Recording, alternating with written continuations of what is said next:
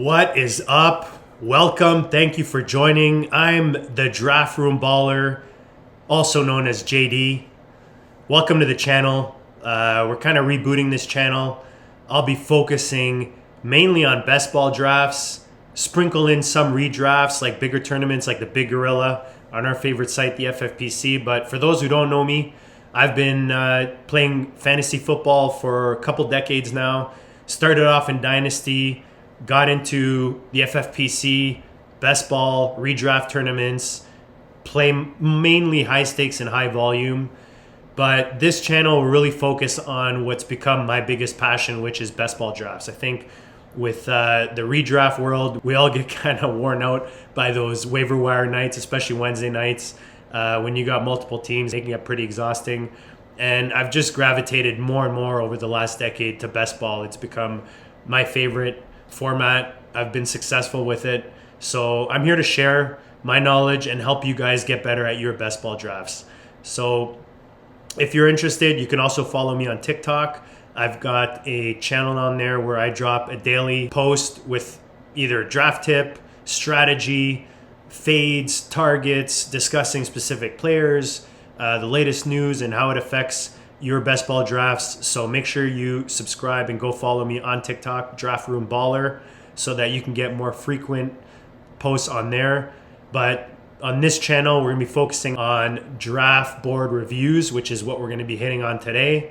And I'll be doing live drafts, some pre-recorded streams as well, just for logistical reasons and things like that. And my goal is to eventually start getting some of the sharpest minds on, some guests on a draft with me, so that we can share our knowledge with you guys and make you guys better at best ball drafters. So let's get into it. Today, like I said, we are looking at a draft board review. Not going to make these too long. The purpose here is to, and again, the purpose is not really to criticize specific drafters or specific teams on the board. The idea is to go through the board and show you guys or discuss what I like about team builds, what I don't like, where I think players are strong in their builds or when teams look strong. My goal with these draft board reviews is to point out strengths in builds, highlight some strong build strategies, maybe highlight some mistakes that players make when they're drafting. Maybe you're making these mistakes and this will kind of help you eliminate them. And maybe you're already building in a strong way and this will just reinforce that for you. But the whole idea here is to, again, look at drafts that I've been in personally, and not to toot my horn and tell you my team is the best. It's really just to go through the draft board, see what we like, what we don't like, why we don't like it, and why we do like it, so that you guys can learn from that. Eventually, I'll get into more live streams. Right now I'm doing these pre-recorded, just logistically using a new software and stuff like that, just getting back into the streaming game. That's kind of where I'm heading with this channel. So as you guys can see on the screen, let's get into today's draft, the draft details. So the Never Too Early Superflex Best Ball, this was one of my biggest successes last year. And actually maybe what I'll do in the near future is review my draft from last year. I made it to the final table in this draft out of a few thousand drafters and finished, I think I finished 10th. In it. It was a 10,000, I believe, was for first place.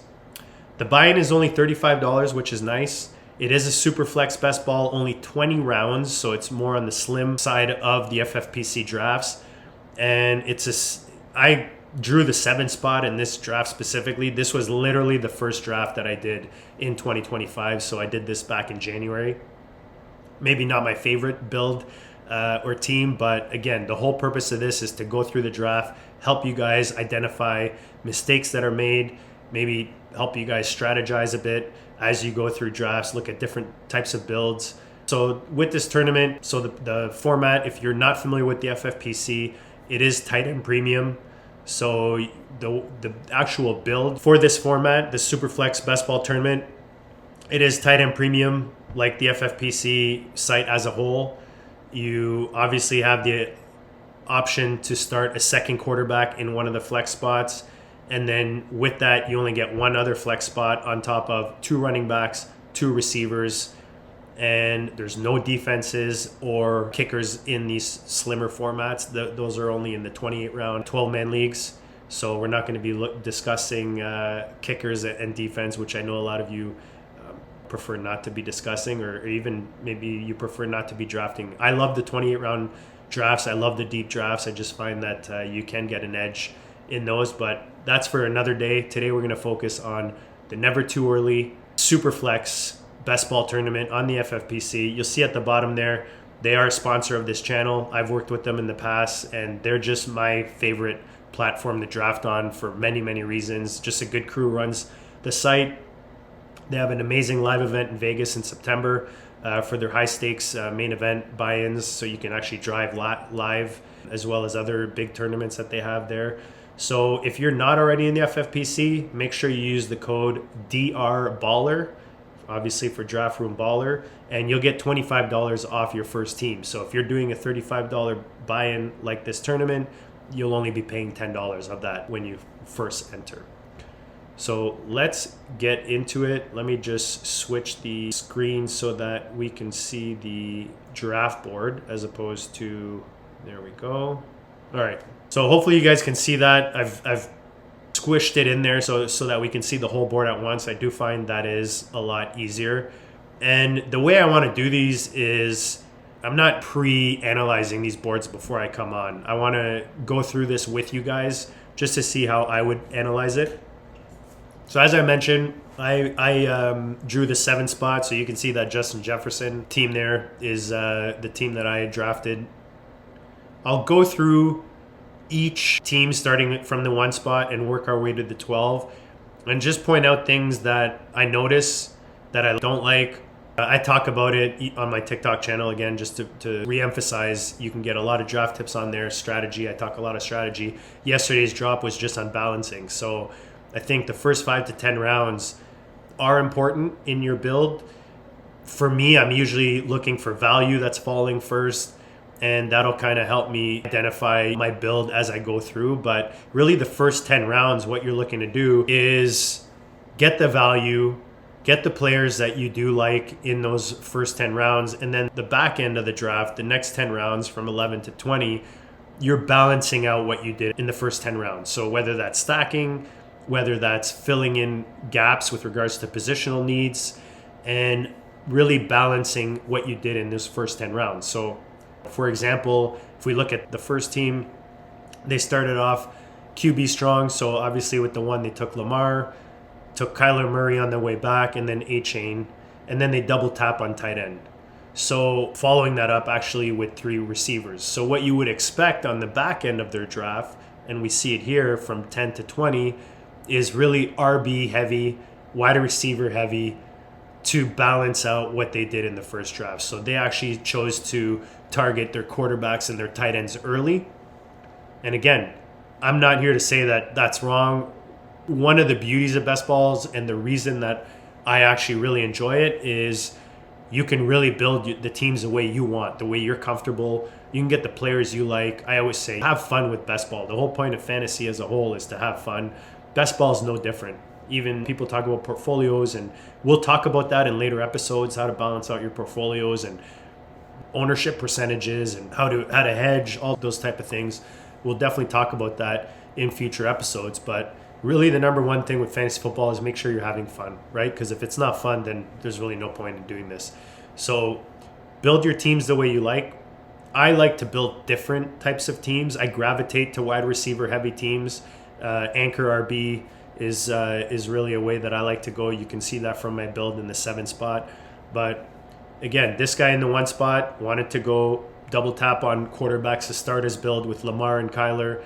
Then he brought in his anchor RB with Devon A-Chain, and then he double tapped on a couple tight ends. Maybe he saw value there. Maybe he just likes having those elite tight ends. Obviously, he's going to be strong at quarterback and tight end. Smashed on 3 receivers after that. So what you would like to see with a start like that is add RB depth, which you could see that he did from the 10th round to the 16th round. And then also wide receiver depth, which he did from 14 to 20. So I really like the balance. You're going to hear that word a lot when I do these best ball drafts and when I talk strategy. Balancing these rosters is really an art. And I said it yesterday in my post on TikTok, is the best drafters, the guys who find the most success, it's like an art for drafters who put a lot of time into best ball. And you'll see that in this draft board. So I like what the one spot did. You're going to see with me, it's not necessarily the specific players, because I do think that's we all have our favorites. We all have guys that we're avoiding or targeting for whatever reason. And I can get into those specifics. Again, I do it on my TikTok channel or when I'm drafting live or pre-recorded. You guys will hear kind of who I like and don't like, who I'm targeting. But for me, it's not really the specific players when I'm doing a review or when I'm reviewing even my own draft boards. It's really looking at the build. How did I complement the first half of my draft with the second half? And I think he did a really good job. I think the one spot did a really good job here with taking advantage of Lamar in that first spot. And then he liked Kyler coming back. So he took a rookie in the 19th round that kind of balances out. So it gives that upside third quarterback. And he does, again, the elite tight ends are well balanced there with the double tap in the 4-5 spot. And then Evan Ingram in the 9 spot. Evan Ingram is one of those, he's kind of a risky player in the sense that he's coming off an injured season. He is on the other side of 30, but with tight ends, I discriminate less because we've seen them go high into the 30s. We've seen Kelsey now in his mid-30s and other guys that are successful at the position. It is, as many people say, the hardest position to learn, right? So you want to give these guys time to learn the position, and once they do, you can see them have success into their 30s. So sometimes that value is offered because of that. So Evan Ingram right now, a nice value if you believe in him. Getting him in the 9th round, a guy who can give you a top 12 tight end finish any week, even top 5 on some weeks, is pretty nice. So A-Chain as his anchor, we'll just finish off with the one team here, and then he just smashed 5 receivers in the back end. I actually do like the guys that he took. So Jalen Warren, Stevenson, Spears, and White, those are all guys I love getting in this range. And then a nice upside RB in this rookie class in Ollie Gordon. So really well-built team. I like what he did. Let's go to the 2 spot. Similar build. Double tap on the quarterback to start with Allen and Goff. Anchored it with McCaffrey. This is one of those instances where I don't necessarily want to be heavy ownership on McCaffrey just because of his age and his just coming off 3 injuries I think he had in 2024. Is he a league winner? He's definitely a league winner. And if he could stay healthy, he is, especially in that San Francisco offense. However, again, because of just coming off of those 3 injuries in 2024, in the 3rd round, for me, that's a little risky. But again, if you look at the build, it's very well done. And this time of year, it's going to be hard to find builds that are not done the proper way and well balanced. McCaffrey, and then he comes in the 8th and the 9th round with double tap on the RB position, and then another 3 RBs from 14 to 20 with Chubb, Mason, and Edwards. So again, a nice balance there. Threw in the Russell Wilson in the 11th round to complement his Allen Goff start, and then triple tap with T. Higgins, Mike Evans, and Harrison. So really nice trio of receivers there, but he added depth with that. Diggs, Cooper, Hopkins, Wandell, and then Sivas, in the 19th round. So again, a nice build. Mark Andrews in the 7th, Otton in the 13th, and went Taysom Hill in the 15th. So again, a really nice balance. If you double tap early, like the one spot did, you don't necessarily need that 3rd tight end. But in tight end premium like this, it doesn't hurt because these guys can all play in your flex. And with the 1.5 premium, it does give them that extra boost. And I'll go through, I like using the RotoViz tools with the roster builds and that kind of stuff. We can look at that in another episode, maybe more looking at strategy. So let's look at the 3 spot. Again, started with Jalen Hurts, so quarterback early, comes back with Breece Hall, and then Jordan Love on the way back in the 3rd. So again, you've got that double tap at quarterback, balances it out with an older Geno Smith to fill. Like really, these guys on the back end of your draft, they're filling in gaps. You're not looking for Geno Smith to win, to be a top 12 every week. But if you look at Hurts and Love, they might have 1 or 2 off weeks, maybe a week or 2 of injury where they're not playing. That's where you want that depth piece to kick in. And that's what Geno Smith does for you in a build like this. In Superflex, Hall, Tyrone Tracy in the 7th, Etienne in the 10th, which is really nice value. He's got a lot of upside now with the new coaching staff coming in from Tampa Bay. Javonte Williams, McLaughlin, and Justice Hill, again, on the back end to complement the 3 on the top end of that build. And then a lot of receivers, which is nice. JSN, Rice, and Olave. And then you've got Josh Downs, Keon Coleman, Deontay, DeMario, and Vele to finish it off. So again, it's more of a receiver deep build, but he started off with double tap on the quarterback and then sprinkled in running backs the whole way through. So again, a nice balanced build there. In the 4 spot, you've got Jaden Daniels, who comes in as the 4th quarterback off the board. His next quarterback is in the 4th round with Prescott, which is nice value right now. And then Shedeur Sanders for that rookie upside, again, to fill in those weeks where Jaden Daniels and Prescott are either on bye, injuries, or just not having the best week point-wise for you. Malik Neighbors, his first receiver off the board, then Pickens in the 6th, Worthy, which is one of my favorite guys going into 2025. I even like him better than Rice. In the 8th, Juwan Jennings, who blew up last year, especially with Debo possibly leaving San Francisco. Ayuk still coming off of an injury. In the 12th round is pretty nice value. Coker out there in Carolina. I know, what do they call them? Cokeheads? Or would be drafting a lot of him. He looked great in Carolina. With the way Bryce Young played last year and finally showed us what he can be, you got to think they bring in more weapons for him. But Coker definitely, again, at his price tag, is definitely nice value in the 15th. And then Golden as a nice upside rookie. Adonai Mitchell, I loved him last year going into the season, but I don't think any of us expected Anthony Richardson to be that awful throwing the ball. You got to love him as a runner. And in fantasy, he saved you a lot of weeks with the running, and especially with those long bombs down the field to Alec Pierce. But that's why he's going in the 18th, right? He's kind of a flyer at this point. RJ Harvey and Brashard Smith, a couple of rookie running backs to balance out his build in the 4th spot. So again, I'm not really finding anything wrong with these builds. TJ Hawkinson, his first tight end taken, is nice value in the 7th. Pat Freiermuth in the 13th, who I think last year outperformed his ADP. And then Mike Gesicki, we don't know if he's going to be back in Cincinnati this year, but free agent, showed us that he's still got game in the receiving game in the 16th spot. So again, a nice balance if you look at all his positions individually in the 4th spot.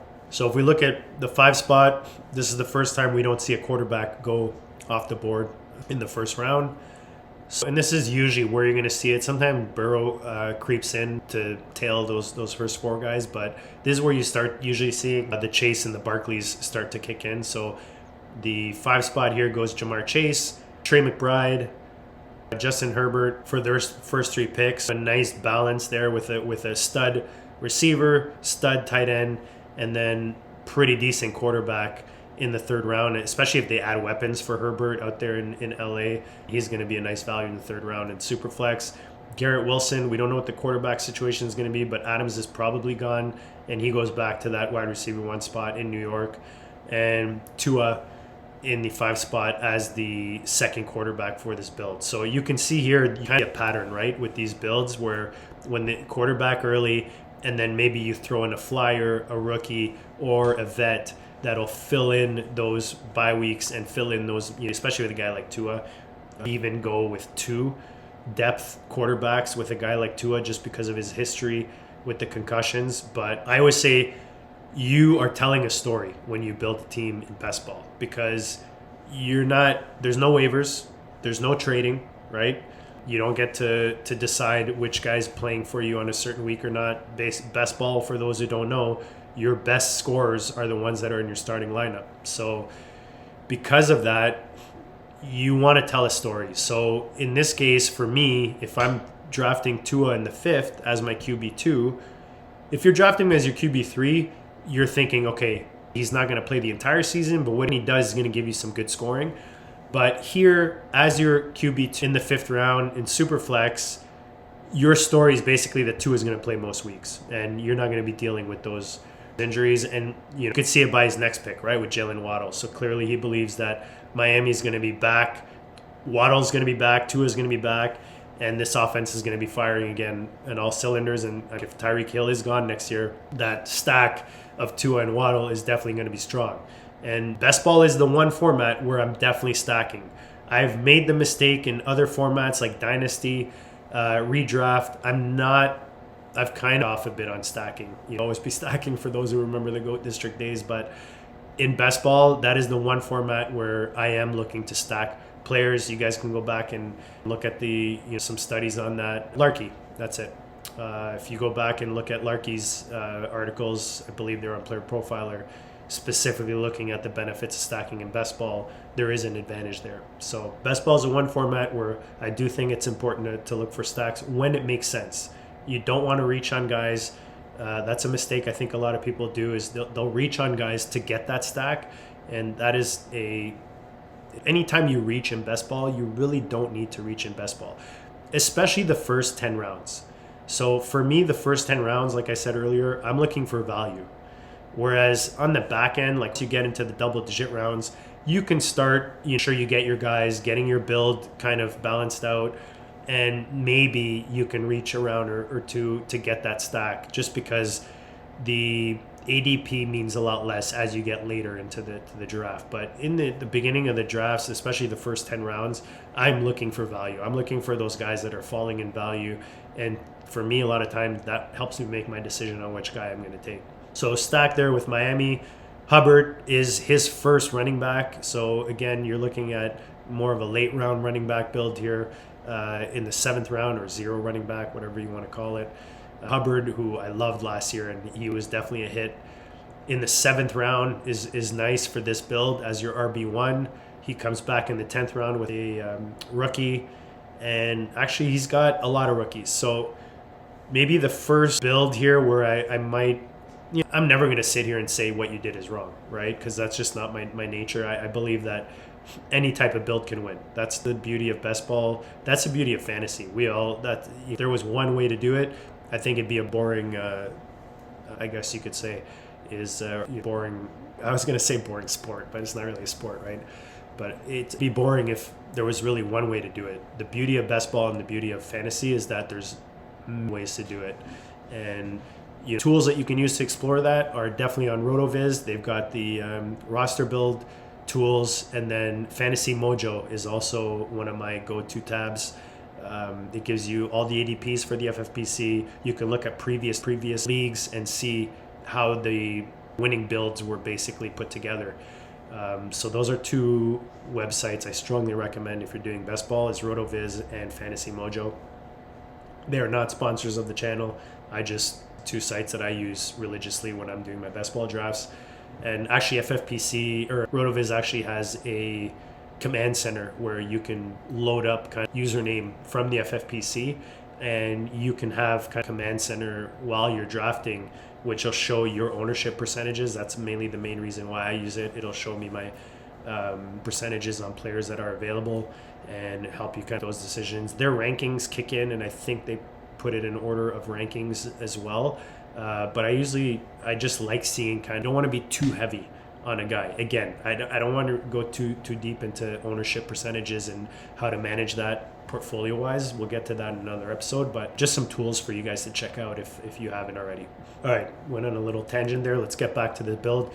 So what I was going to get at is when it comes to rookies, I do like sprinkling in some rookies. I don't like going too hard on rookies. So here with Hubbard and Roshan, really the only vets, I guess you could call them, this build. And then with 4 rookies, right? Is it 4? Yep. I personally, because you're waiting on running back, we don't know where these guys are going to land. We don't know how long it's going to take them to get thrown into the offense to a point where they can give you weekly production. So for me, I would have liked to seen maybe 2 max, especially on a 0 RB build when it comes to rookies, just to give you consistency, especially the beginning of the year.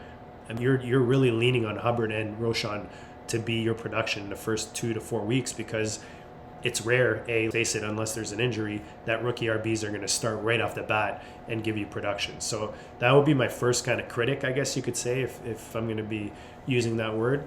Let's look at the receivers. So again, he started off with a stud in Chase, Wilson in the fourth, Waddle as the wide receiver 3, so a nice little trio. Jameson Williams, who crushed last year, he was also a really nice value. And then T-Mac as the first rookie receiver. Christian Kirk, nice depth piece. Jaden Higgins and Restrepo, the last 2 picks there with some rookie upside. So I don't mind necessarily the 3 rookies with his receivers, because he does have Jamar, Wilson, Waddle, and Williams in the first 4. I would have maybe even 1 or 2 of those last 2 picks, I would have turned into some vet running backs. Some, Keaton Mitchell would have been nice, maybe in the 19th round, to give kind of possible production in the first few weeks. But otherwise, again, a nicely balanced team. Trey McBride in the 2nd round, and then double tap those tight ends with Kyle Pitts and Kmet in 12-13. So like I said, guys, very savvy drafters this time of year. So it's going to be hard to find builds that are not necessarily well balanced or well built. We're now in the 6th spot. Started with Barkley, who crushed it, as we all know, last year, historical year as a running back. Brian Thomas, who crushed it as a rookie.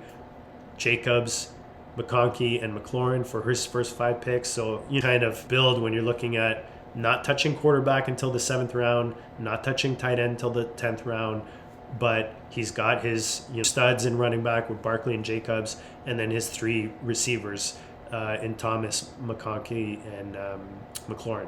So James Conner comes in as his kind of spot running back, his depth piece.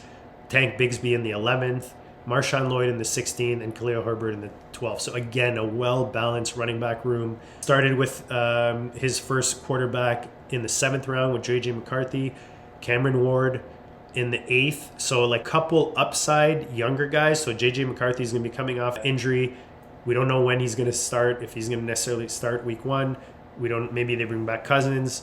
Cameron Ward, we don't know where he's going to be. We're getting more and more of an idea that these top teams actually maybe like him more than they're letting on. And then you've got Aaron Rodgers in the 15th, who the Jets just notified are not going to be back with the team. But you got to think that guy's ego, is he going to want to go off in the sunset after the year he had in New York? I think he's not. And I could definitely see a team bringing him as a bridge quarterback. I mean, a team like Vegas, brings him in to bridge quarterback before they get someone to, if you can't get like a Donald, in like a couple of years. So again, a well-balanced team when you're looking, or build when you're looking at his quarterbacks. The JJ McCarthy and Ward is a little risky, I want to say, and I'll go through the differences in other, I might as well just do it now. Like when building a 12-man league versus in a tournament, there are differences. So you're really swinging for upside in tournaments, right? So this is actually, again, considering he didn't touch quarterback till the 7th and 8th round, you want to go with upside. That's really what you're looking for at your quarterback position. And then he gives like a floor there with Rodgers to fill in and maybe start the season if JJ or Ward don't start necessarily for their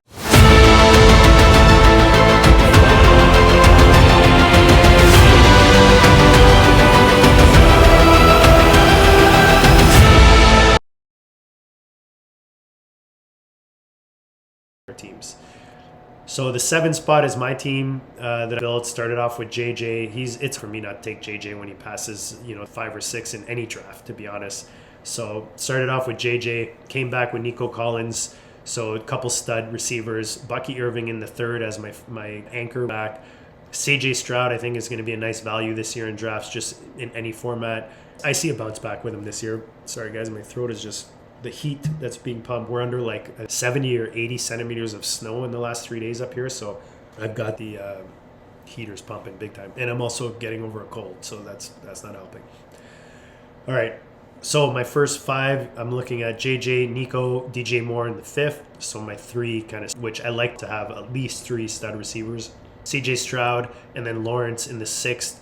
2 quarterbacks that I think are really nice values, especially right now. I think, change as we get closer to the season. But right now, I think those 2 guys are really good value. Coming in the 7th round is Omarion Hampton. Hampton, most people have him in their top 2. when it comes to running backs in this class. So I took him in the 7th. Kind of play again. We're looking at a tournament here, so you want that upside. In the 8th, again, if you guys go back to my TikTok, I just made a video about this guy, David Njoku's last year and this year is my favorite to take if I'm waiting on tight ends. So he's my favorite tight end one in the 8th round.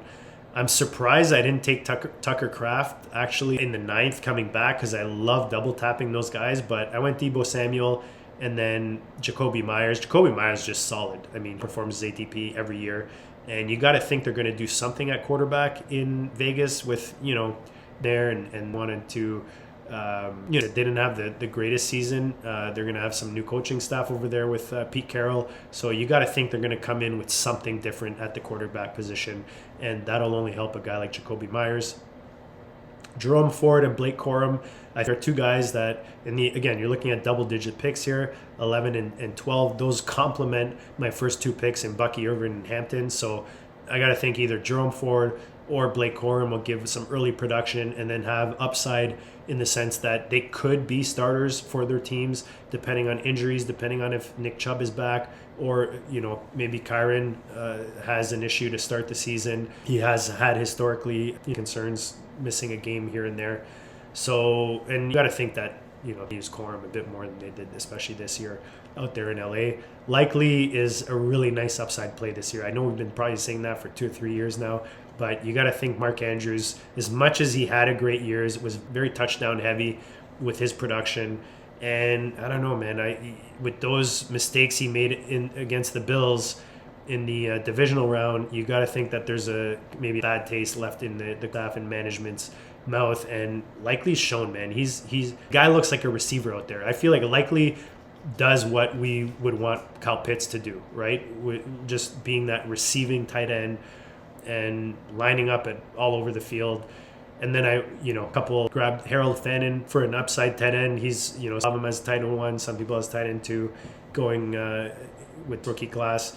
Cedric Tillman is another guy in Cleveland, which I think is just undervalued right now. I know he's got concussion issues, and we didn't really see him come back from them late in the season, but I don't know, what was Cleveland really playing for, right? So maybe they just thought, this guy looks like a stud. So let's let him take his time with the concussions. I think in the 16th round, what this guy showed, used the production as a wide receiver 1 production when he did play last year. So I think if they get that quarterback situations figured out in Cleveland, a guy like Cedric Tillman can be lethal at this price point. Jaquavius Marks, another rookie running back, and funny because I talked about rookie running backs, but got 2 here, right, with a 5 RB build.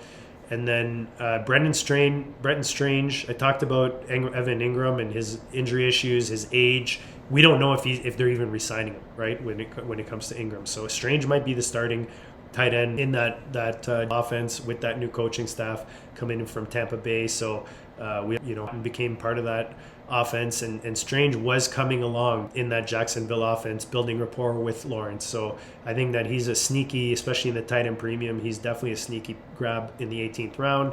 And I just double tapped on a couple wide receivers. I'm not going to lie. The Senior Bowl was going on at the time, and Jalen Royals and Jalen Noel getting a lot of hype.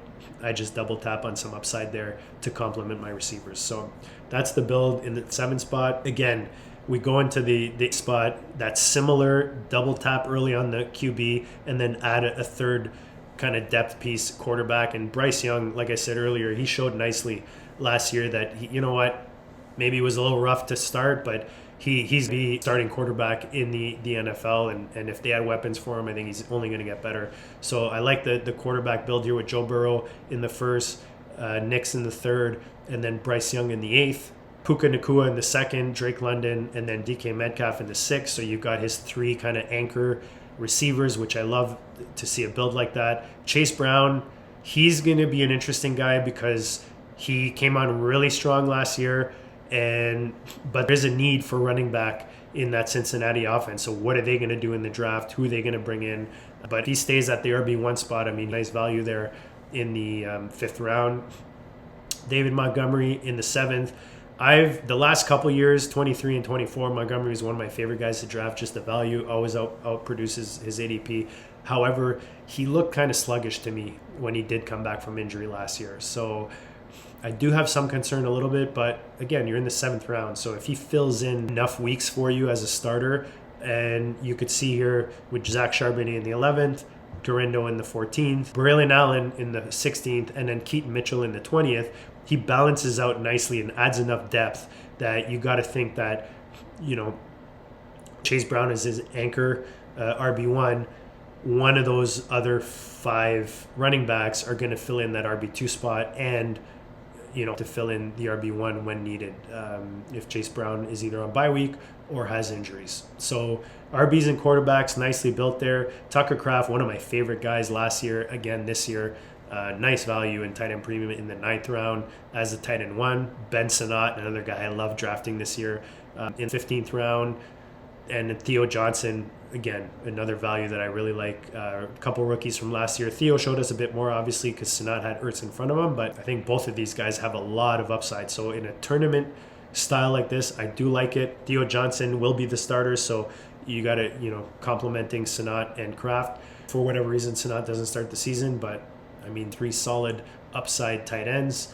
And at the receiver position, McMillan and then Ekbuka, Hollywood Brown, Wicks, Whittington, complementing those studs at the top in Nakua, London, and Metcalf. So actually, I really like this build. That's maybe one of my favorite builds so far, is this 8 spot. Let's go over to the 9 spot. Baker Mayfield, who's really solidified himself as a starter out there in Tampa. Anthony Richardson in the 4th round, Michael Penix in the 6th round, and Derek Carr in the 14th round. See, I really do like this because I don't necessarily love Anthony Richardson as a pick, but because he took Anthony Richardson for that upside, which I'm sure, comes back and, about he's working on with a throwing coach and all that kind of stuff. If he comes back and is legit, his upside could be huge, right? And then you've got Penix, again, huge upside quarterback. So it's because, again, you see that balance, right? So Mayfield, solid. I'm going to say he's more of a floor play, but he was actually crushing it last year. He was giving you some nice 30-point weeks.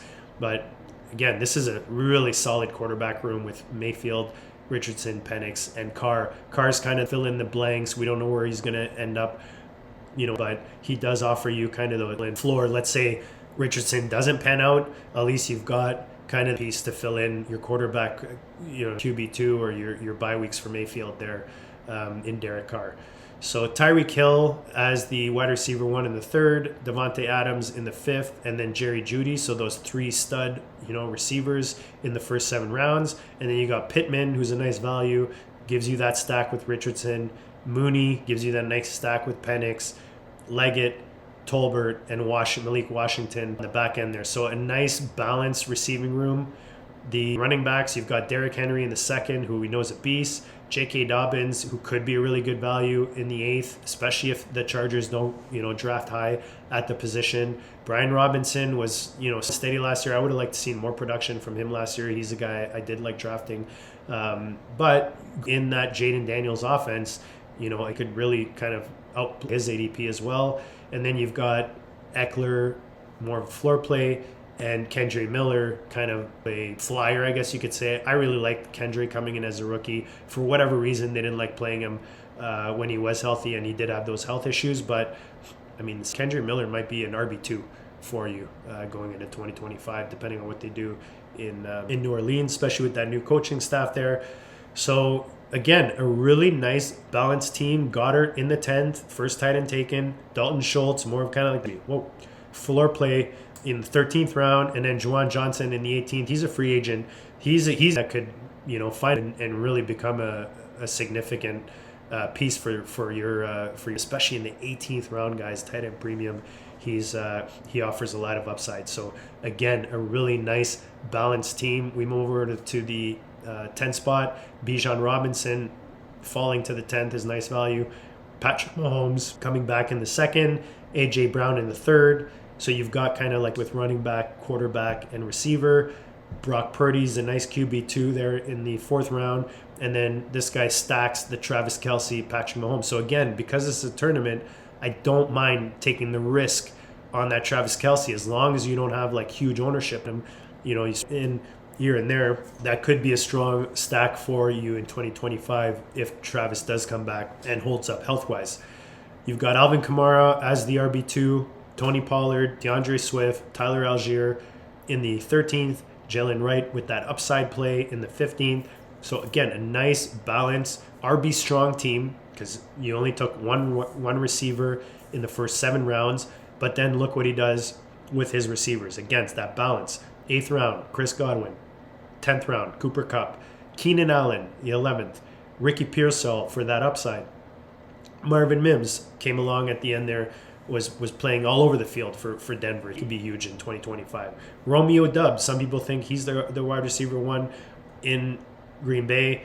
Seeing a lot of trade talk about Green Bay maybe shipping him off with a pick to bring in more of a stud, X factor. And then Michael Wilson, those bye week filler, spike weeks, I guess you could say, as the receiver 2 out there in Arizona. So again, really nice balanced team. I would have maybe liked to have seen, because of Kelsey's uncertainty and his age, maybe instead of the back end of this build, maybe we go with like a Jatavius Sanders, some kind of upside play at the tight end position. But Tyler Higbee, I think, is going to be a solid value. McVay did talk about how he wants Higbee to come back. He came back off injury this year, and Parkinson showed nothing. So you got to think Higbee is going to be more part of the offense next year. That's a sweet value in the 18th. Conklin to me just left a sour taste in my mouth. I was taking him quite a bit as a tight end 3 going into 2024, and he just gave nothing. And hey, maybe that was Rodgers, maybe that was just that offense as a whole. I believe he might be a free agent, so he might find a new home. But with Kelsey as my 1, I would have probably taken another tight end, my tight end 2 sooner, and I would have preferred Tyler Higbee being my tight end 3 in that build. So that's what I got with that build. Brock Bowers in the 11th spot as the first tight end off the board. He crushed it last year. Tight end premium, you can't go wrong getting Bowers there. CeeDee Lamb coming back. I think he's going to be a guy that's going to bounce back, definitely with Prescott coming back. Drake May and Caleb Williams, 2 young quarterbacks that shown flashes and could really, really give you upside in 2025. So I like that double tap in a Superflex tournament like this. Kenneth Walker and Joe Mixon, double tap for his kind of anchor RBs, and got 4 receivers there in Ayuk, Odunze to stack with Williams, Travis Hunter, that rookie upside, Khalil Shakir, more of a floor play, Isaiah Bond for rookie upside, and then Tank Dell. We don't even know he's going to play in 2025, but in the 17th round, if he does come back, especially in the end of 2025, that could be pretty good value. Again, this is a tournament, so you're taking home run swings. You're not trying to hit singles here in a tournament. At the RB position, to complement his first 2 guys in Walker and Mixon, Rico Dowdle, Ray Davis, Etienne, Trevor Etienne, and Kyle Monengai. Again, he's got the rookie upsides to complement his first 4 running backs, so I like that as well. Quarterback, he's got Quinn Ewers and Gabriel, so he double taps on a couple rookie quarterbacks. I don't mind that late like this to complement your top guys. I personally, with those 2 first guys, would probably have gone 1 vet and 1 rookie if I really wanted to swing upside. But again, maybe he really likes those rookie quarterbacks. Nothing wrong with that. He takes 2 of them. At least he's got a bit more of a chance of hitting on 1 of them.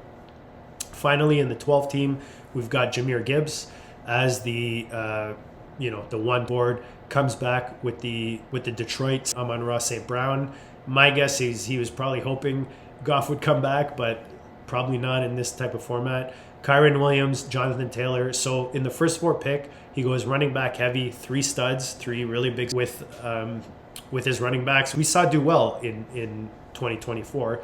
Zay Flowers, Cortland Sutton, again, 2 guys that can give you those wide receiver 1 spike weeks as his wide receiver 2. And then he goes Luther Burden in the 11th, Trey Harris in the 16th. So he just smashes rookies sprinkled in down the way, and he's really depending on those first 3 guys. So I don't mind that. I would have maybe sprinkled 1 vet receiver in there, just to give a bit more backup to those tops. Because again, you're looking at bye weeks, you're looking at injuries, you're looking at maybe weeks that aren't that great production wise. Matt Stafford to stack with Kyron Williams. I think one sneaky way to stack is your running back with your quarterback in Superflex. I did really well with that in 2024. And I have to see if I did that in my team where I final tabled this tournament last year. But I'll review that board at a later date and then he double tapped with Sam Darnold coming back. I think that's actually a nice compliment. The only thing with this team, if you're looking at it, it's super flex, and there's a lot of uncertainty with both these guys. I would have probably taken another quarterback later on, like not necessarily a rookie, but maybe like a Kirk Cousins, Aaron Rodgers, Derek Carr type of guy. Even like a Justin Fields. Took my first two quarterbacks on this team.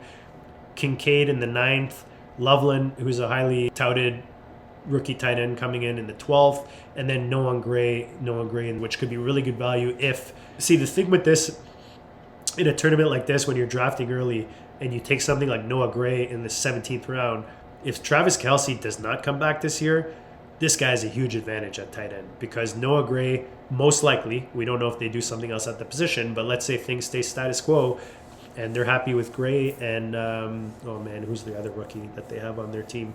He was injured this year. I want to say Wilson, but Wiley.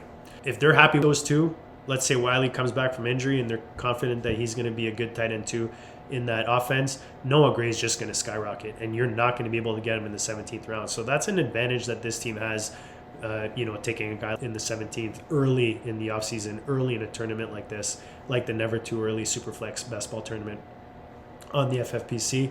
Remember, guys, use the code DRBaller if you're new to the site when you put in your first deposit, and you'll get a free $25 credit. Kareem Hunt, again, as an RB, let's look at... So we talked about his studs. Trevion Henderson, huge upside. Some people have him right behind Ashton Genty as the RB2 in this rookie class. Trey Benson, Estime, and Brooks. Really nice three kind of trio with upside. Then you've got Kareem Hunt, that uncertainty, floor, possible RB2 flex play that'll fill in the blanks with your other starters. So again, really well balanced team. Really, that, like I said, the third quarterback is probably the only thing that I would say I would change with this build. But as you guys can see, this time of year, drafters are sharp. So you got to know your stuff, and that's what I'm here to help you guys with.